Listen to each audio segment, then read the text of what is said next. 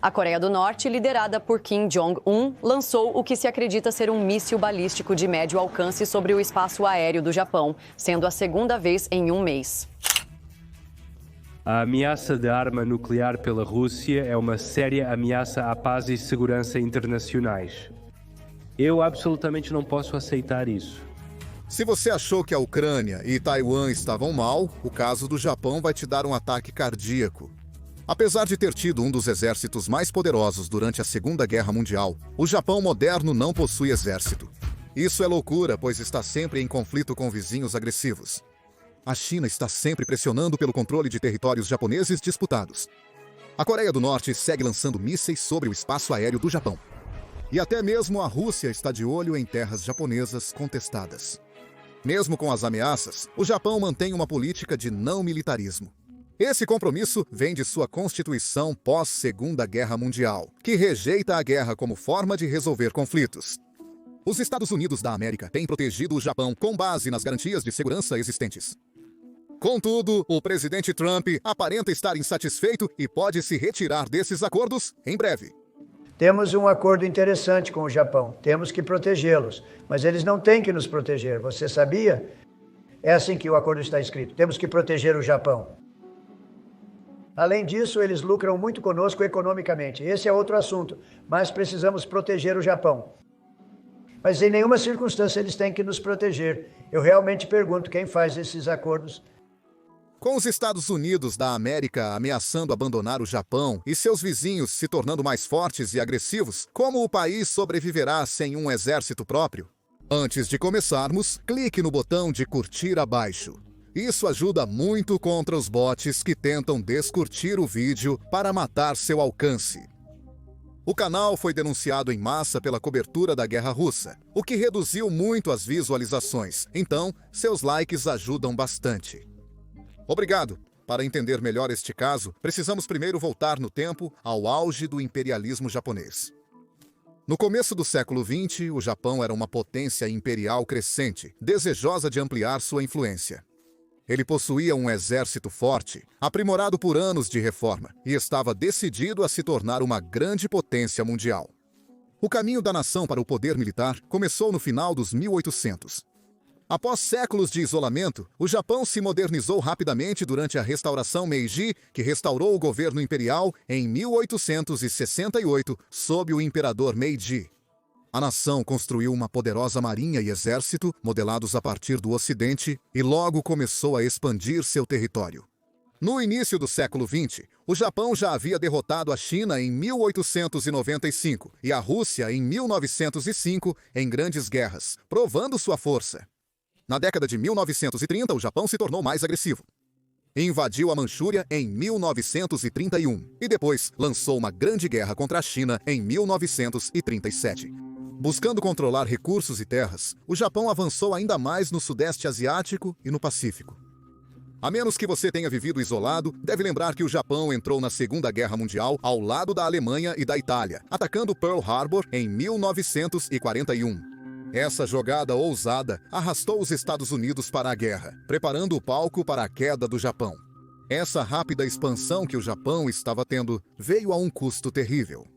A guerra esgotou sua economia e recursos, enquanto seus inimigos, especialmente os Estados Unidos da América, lançaram ataques devastadores. Cidades bombardeadas, indústrias colapsadas e milhões de vidas perdidas. O evento mais trágico foi em 1945, quando os Estados Unidos da América lançaram bombas atômicas em Hiroshima e Nagasaki. Os bombardeios mataram mais de 200 mil pessoas, muitas instantaneamente e outras devido à radiação posteriormente. Em agosto de 1945, o Japão foi forçado a se render. A guerra terminou, mas a destruição foi imensa. Mais de 3 milhões de japoneses morreram, e grande parte do país estava em ruínas. O antes poderoso império estava destruído. A perda, o sofrimento e os bombardeios atômicos marcaram profundamente a mente das pessoas. Muitos passaram a ver a guerra não como um caminho para a glória, mas uma fonte de dor e sofrimento sem fim. Aos olhos dela e dos Estados Unidos da América, uma mudança era necessária. Então, sob a ocupação dos Estados Unidos da América, que veio com as reformas pós-guerra, o Japão foi completamente remodelado. O general Douglas MacArthur e sua equipe lideraram a transformação e reconstrução do Japão, com o objetivo principal de impedir que o país se tornasse novamente uma ameaça militar.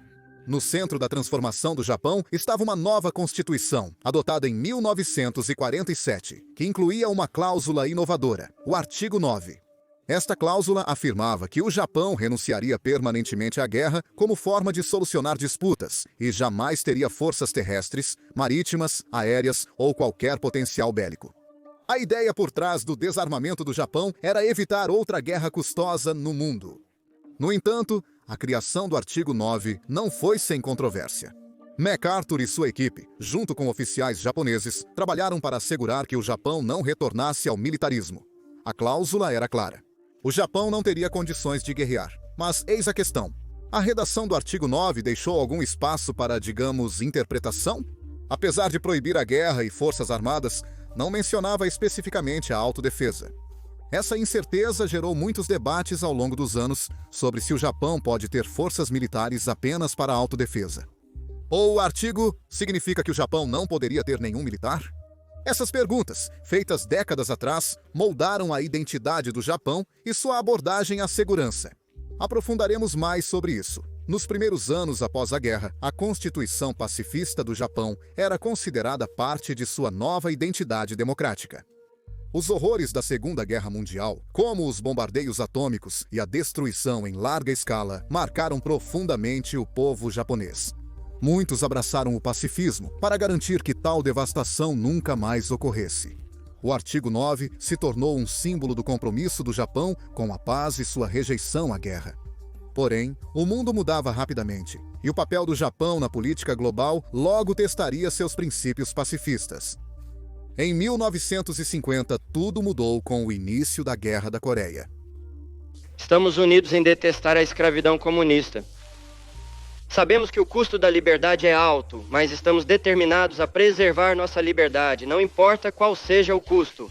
Com o envio de tropas americanas para a Coreia, o Japão ficou vulnerável.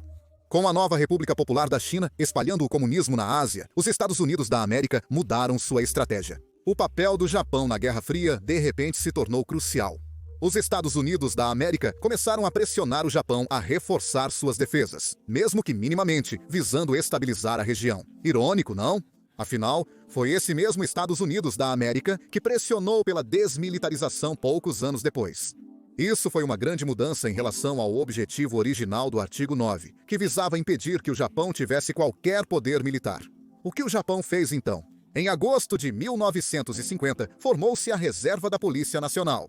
Oficialmente, era para manter a ordem no Japão, mas seu real objetivo era estabelecer a base para um sistema de defesa mais robusto.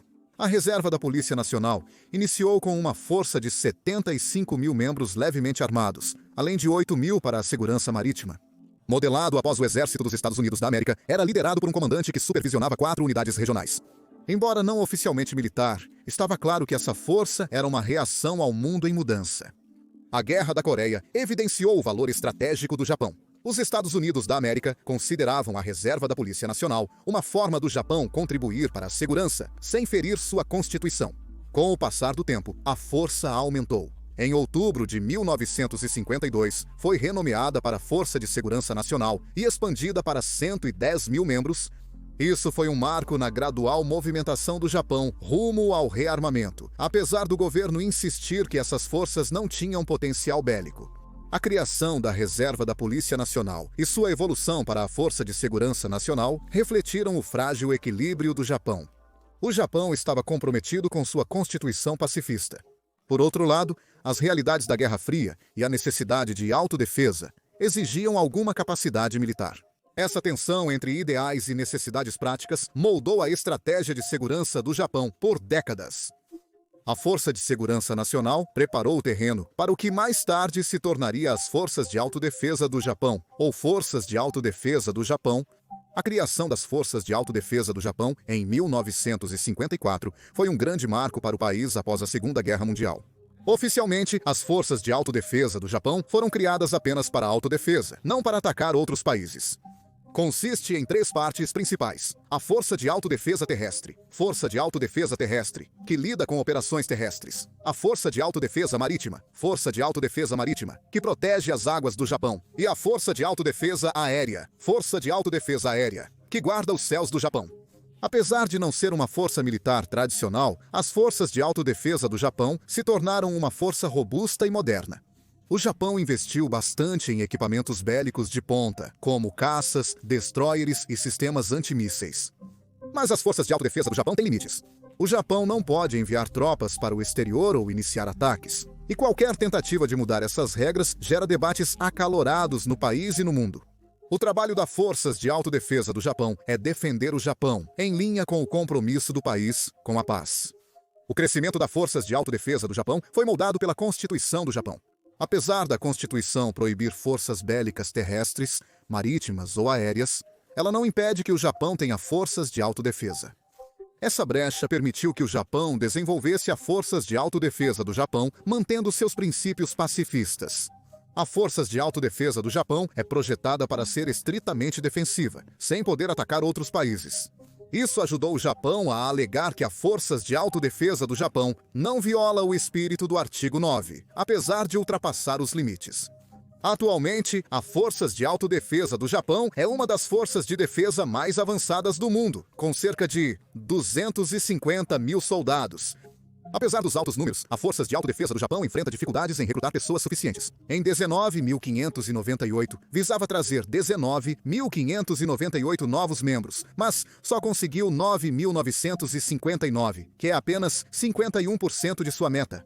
Isso mostra a dificuldade do Japão em atrair recrutas, especialmente com sua população envelhecida e resistência cultural a qualquer indício de militarismo.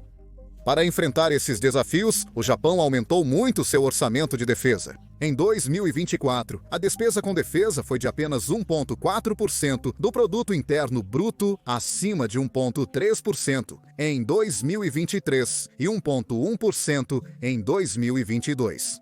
O governo prometeu elevar os gastos com defesa para 2% do produto interno bruto em conformidade com os padrões da OTAN. Junto com o aumento do orçamento, o Japão está fazendo grandes avanços tecnológicos.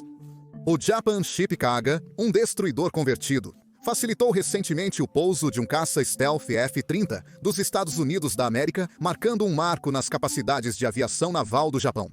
O Japão está adquirindo drones VBAT da Shield Inteligência Artificial para aprimorar a inteligência e vigilância naval.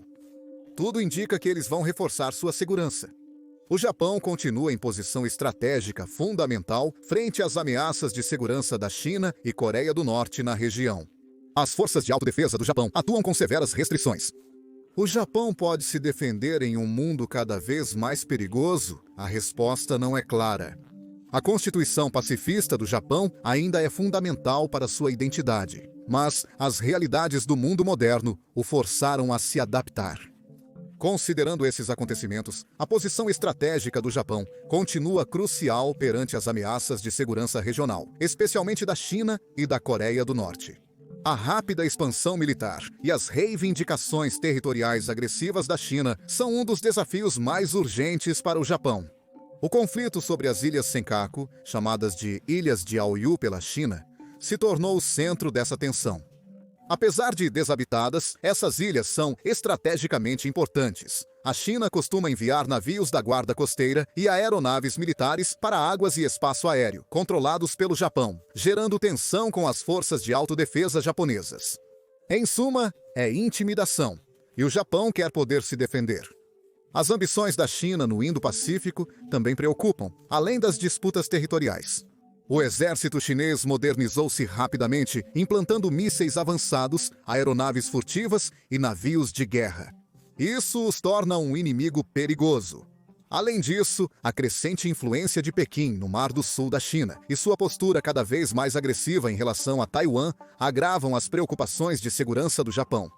Se a China lançasse uma ação militar contra Taiwan, o Japão poderia ser arrastado para o conflito devido à sua proximidade geográfica e aliança com os Estados Unidos.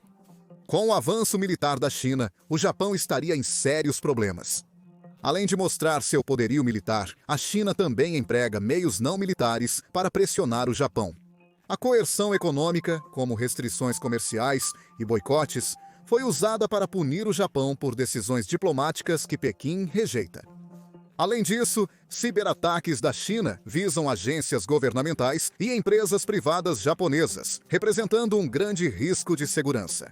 Além disso, campanhas de desinformação da China para moldar a opinião pública no Japão mostram ainda mais sua abordagem multifacetada para influenciar a dinâmica regional.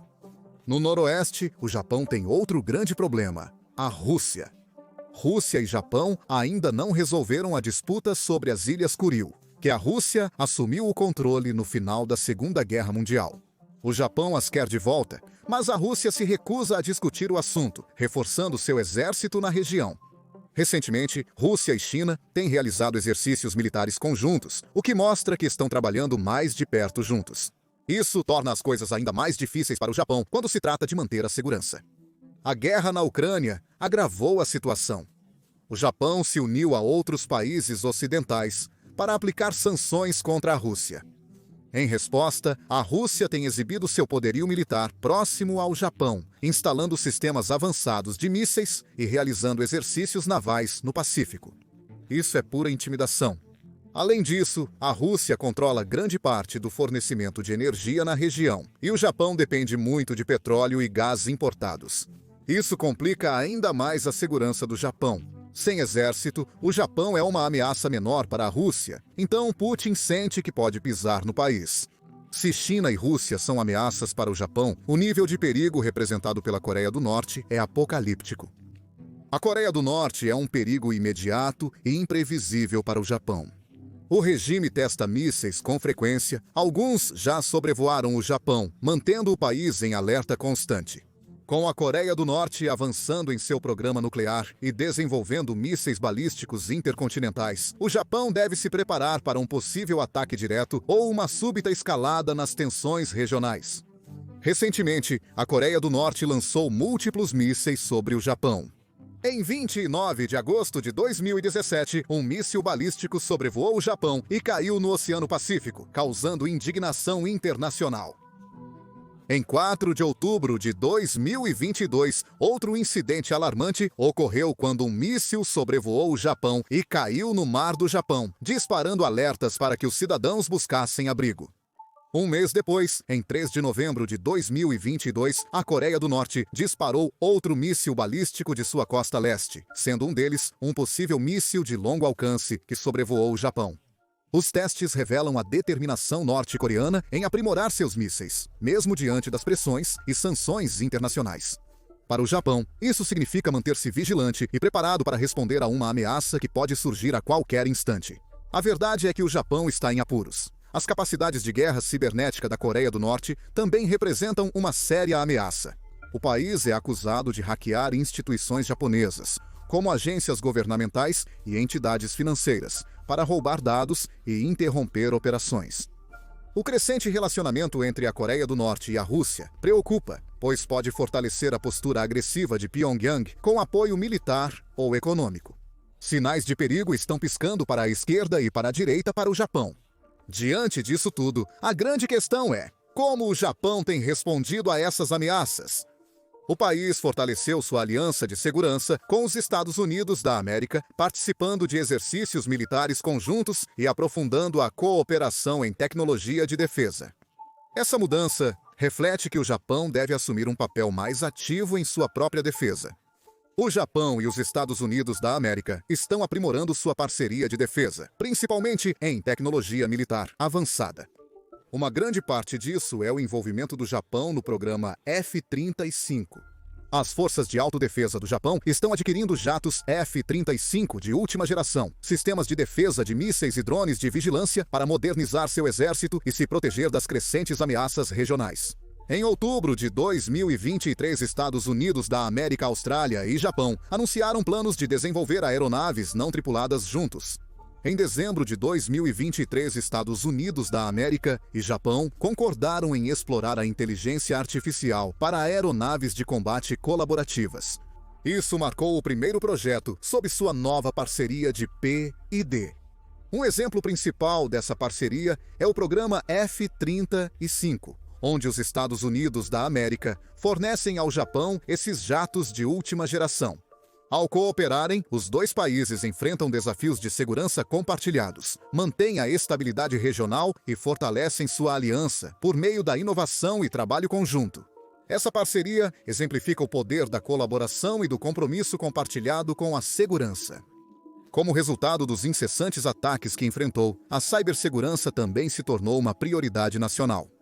O Japão planeja criar uma agência de cibersegurança para combater ameaças da China, Coreia do Norte e outros atores hostis. Garantir infraestrutura crítica e compartilhar inteligência com aliados são componentes-chave desta estratégia. Os japoneses estão divididos sobre o assunto. Há divergências no Japão. Alguns defendem manter a identidade pacifista, enquanto outros apoiam o reforço das defesas do país. Com o aumento das ameaças à segurança, mais pessoas pedem que o Japão tenha capacidades de contra-ataque, como atingir locais de mísseis inimigos antes de um ataque. Com as crescentes tensões regionais, a capacidade do Japão de lidar com seus desafios de segurança dependerá de diplomacia, preparação militar e alianças internacionais. Estreitar laços com nações de ideias afins, como Coreia do Sul, Austrália e Índia, pode oferecer vantagens estratégicas para conter a influência chinesa. O envolvimento do Japão na Aliança Quad, junto com Estados Unidos da América, Índia e Austrália, é um avanço nesse sentido. Acima de tudo, os Estados Unidos da América são o maior ativo do Japão para a dissuasão. Desde a Segunda Guerra Mundial, o Japão depende dos Estados Unidos da América para sua segurança. Essa relação foi oficializada com o Pacto de Defesa Mútua Estados Unidos da América, Japão, assinado em 1951 e revisado em 1960. Nesse pacto, os Estados Unidos da América se comprometem a defender o Japão em caso de ataque. Em troca, o Japão permite que os Estados Unidos da América estacionem tropas e bases militares em seu solo. Este pacto proporcionou ao Japão proteção sob o guarda-chuva nuclear dos Estados Unidos da América, significando que qualquer ataque ao país seria enfrentado com toda a força militar americana. Isso tem mantido a China, Rússia e Coreia do Norte sob controle em certa medida. Graças à aliança com os Estados Unidos da América, o Japão pôde focar no desenvolvimento econômico e tecnológico em vez de manter um grande exército.